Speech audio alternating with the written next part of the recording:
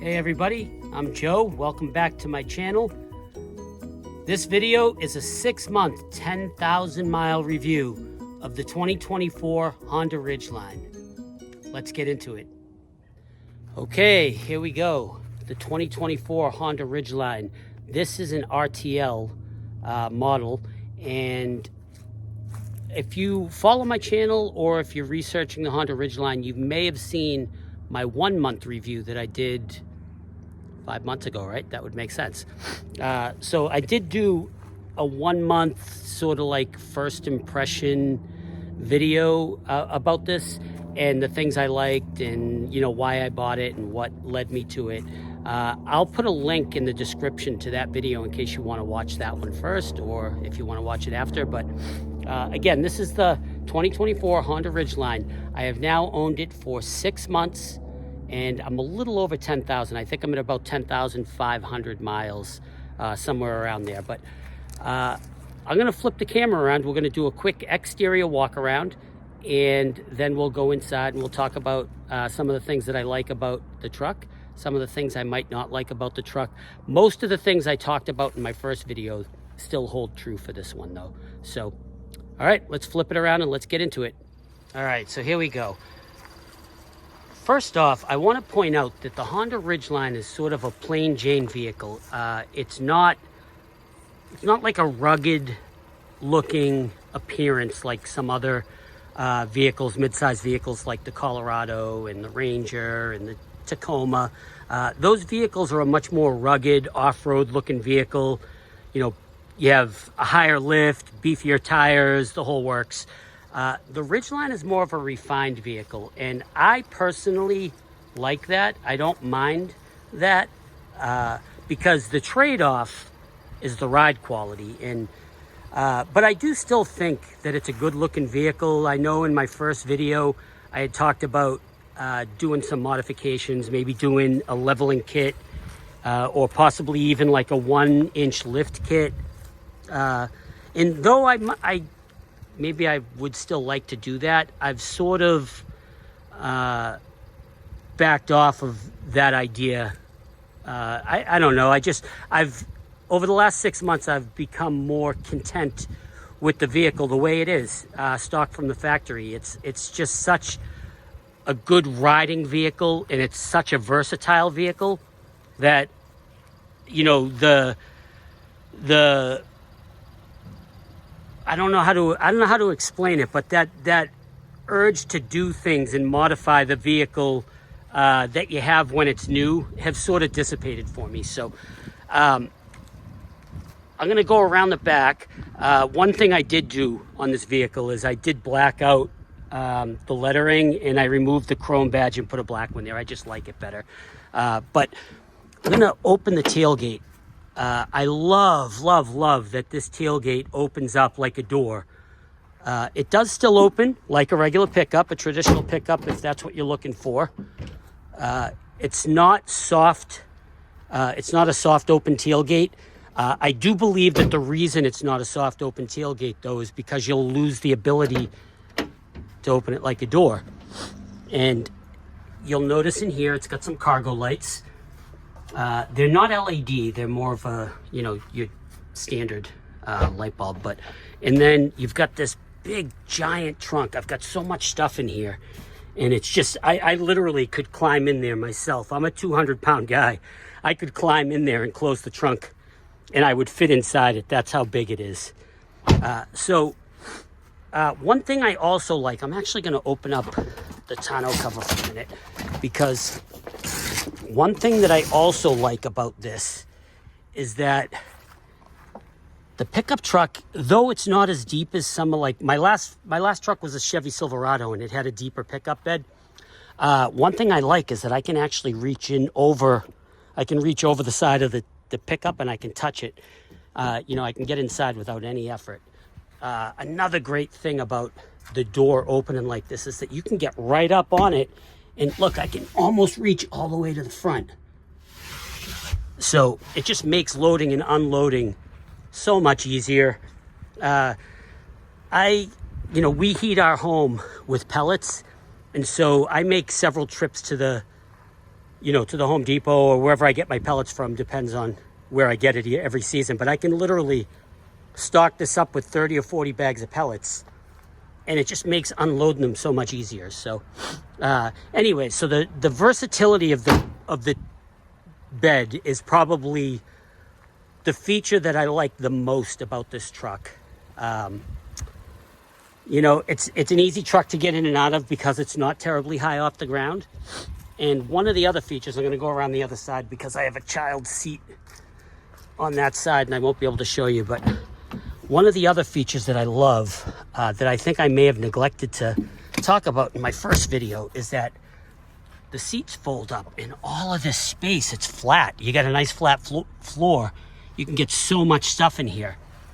For example, this weekend, I work for a foster care agency as my job. And I had a family who was displaced recently because they had a fire at their apartment, and they finally got into a new apartment, and we couldn't credential them for services until they had some basic furniture at their apartment. And they're a poor family and they were having trouble getting stuff. So I went on Facebook Marketplace, I found some stuff, and this just yesterday, I had my truck completely loaded. I had a full-size sofa, a accent chair and an ottoman, 2 kitchen chairs, and then I had 2 end tables in the back of my truck. What else did I have? And a coffee table, and 2 lamps. And I got it all in one trip, and I was able to take it to this family and help them get their new apartment furnished.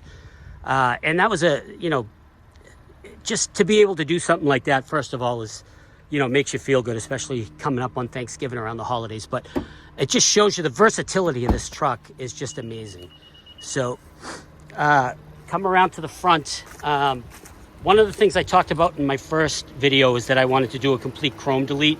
I sort of started to do that. I did the tailgate. I replaced the front thing here with a black one. I never got around to deleting the chrome around the windows. I don't know if I ever will at this point because, like I said, I've become content with the vehicle the way it is. But anyways, I have really come to love this vehicle.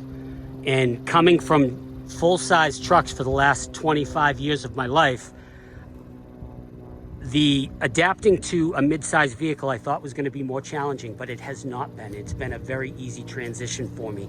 So let's jump inside the truck and let's talk about some of the features inside the truck. And I'm going to try to keep this very basic. So let's jump inside and talk.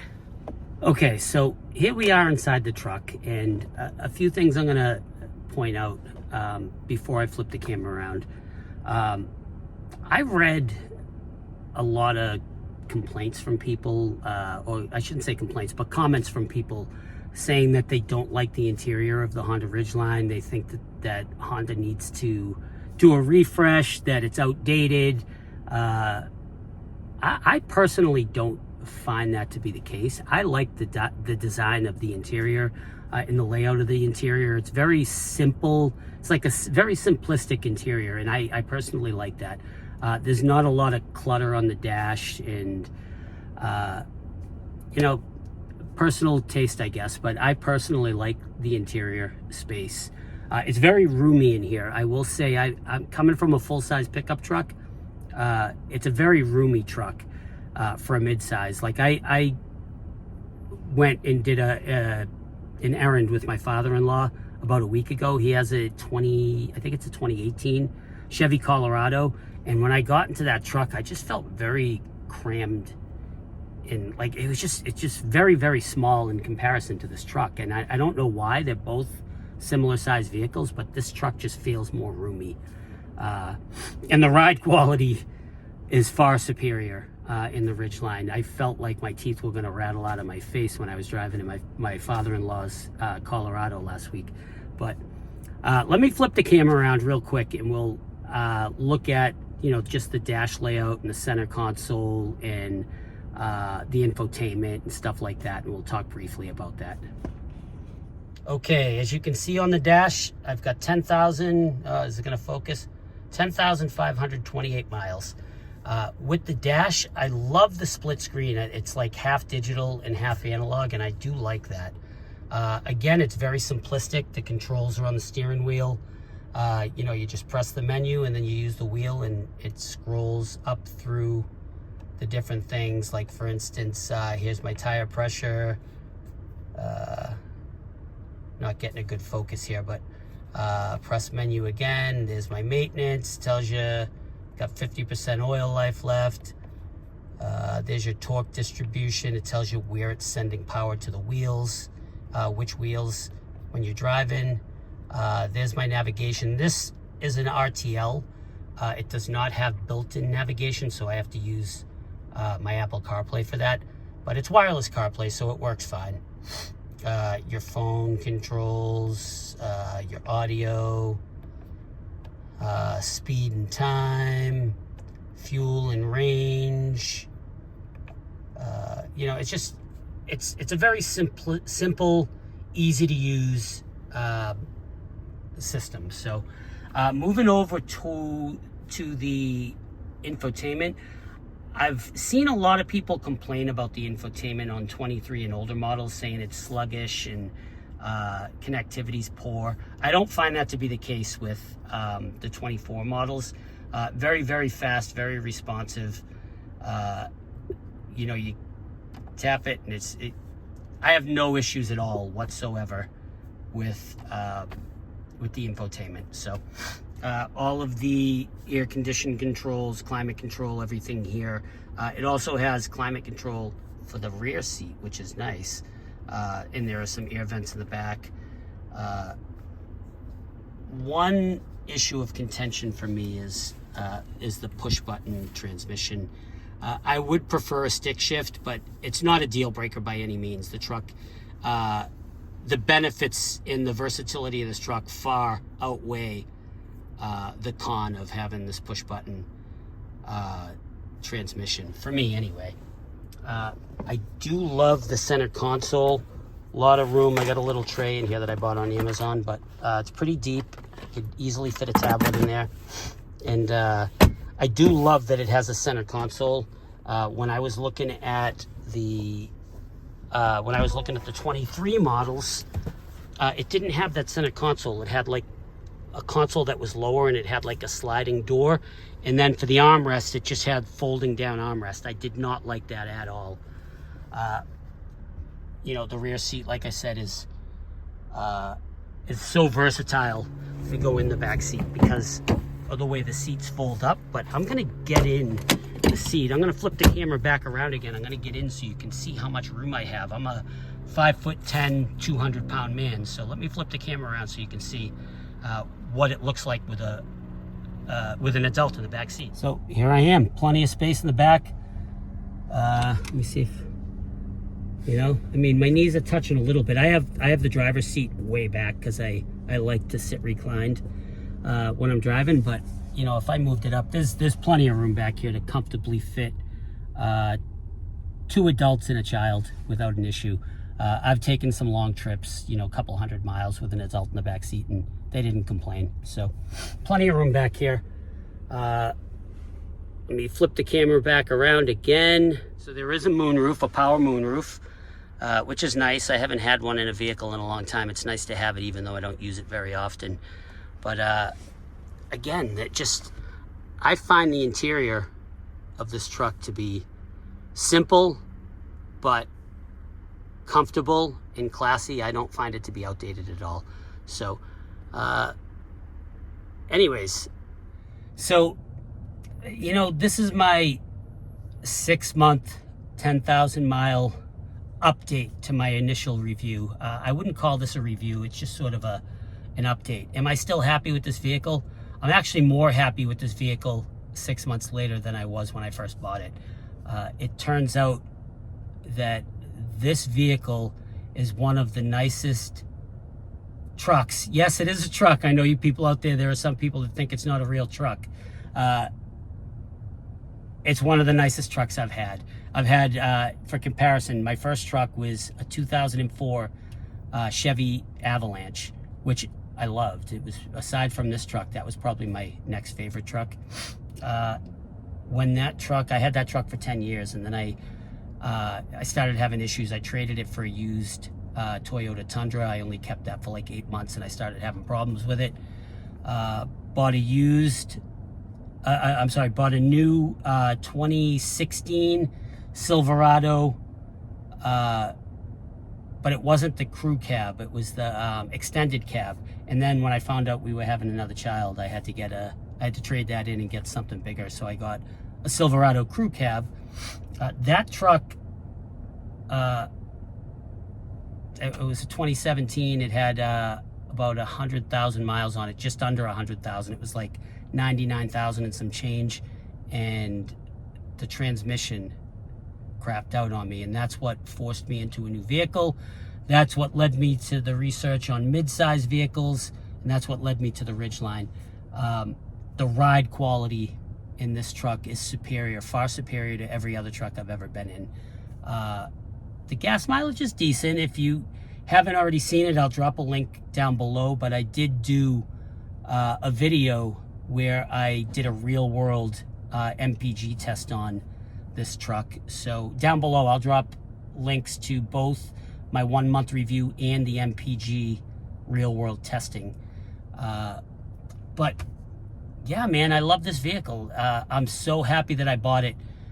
If Honda came out with a hybrid version of the Honda Ridgeline, I'd probably trade it in tomorrow and go get another one and trade it for the hybrid. But for now, I'm really happy. This is my daily driver. I drive for work. I'm a social worker, and I do a lot of driving. I spend 8 to 10 hours a day in this truck, and it's a really comfortable place to spend my day. And so, yeah, if you have any questions, comments, concerns, whatever, drop something down in the comments. I try to respond to everybody. So anyways, I hope that you enjoyed the update to this Honda Ridgeline. Thanks again for watching my channel. Like and subscribe if you haven't already done so, and we will catch you on the next video.